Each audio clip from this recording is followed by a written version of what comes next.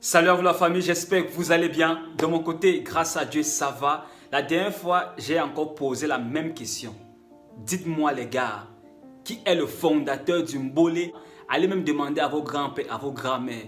Il y a un fondateur, celui-même qui a créé le concept Mbolé 237. Comme vous avez vu dans le titre de la vidéo, aujourd'hui notre vidéo parlera spécialement de Mr Pogol, le mec là qui est dans le groupe Les Médecins de Medellín, parce que les gars ne comprennent pas comment ce mec évolue d'une façon exponentielle.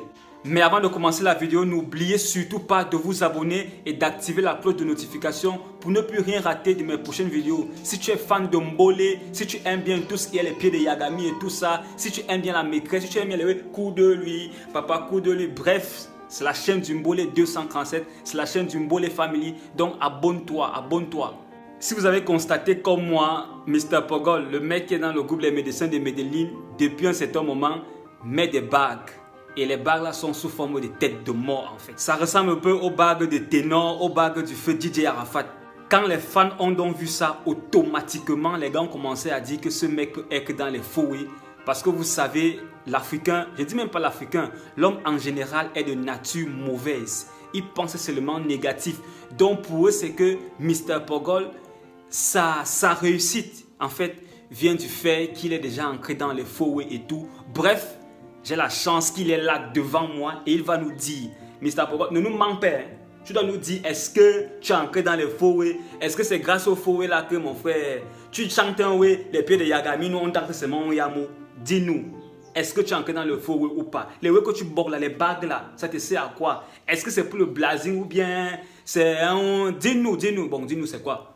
Les bagues, non frère. C'est l'argent, c'est le décor artistique, tu vois un peu. C'est professionnel, on ne fait pas derrière. Mais c'est bien, ce genre de questions, mais sachez que vos artistes là, ils sont très posés dans la tête. Vous voyez un peu, avec le big manager Melin Kassi, l'étoile filante.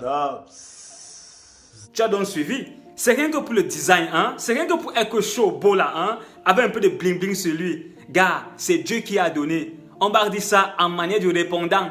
C'est Dieu qui a donné, c'est Dieu. Ce n'est pas le diable, c'est God qui a guidé à Mr Pogol. Donc arrêtez de dire qu'il est dans les fouets, il n'est pas dans les fouets. C'est un way qui est propre, il met juste ça pour le blazing, pour être chaud et beau et tout. Gars, c'est le décor, mon frère, tu ne peux pas être star et t'habiller, mon frère, n'importe comment. Donc arrêtez de dire ça. En tout cas, c'est ça que je voulais partager avec vous ce matin. C'était la vidéo de la semaine. On se prend la semaine prochaine pour une vidéo encore plus lourde, les gars. Si tu n'es pas encore abonné à ma chaîne Mon Topo, abonne-toi. C'est gratuit, ça fait toujours plaisir. De plus, le but c'est de faire évoluer le Mbolé.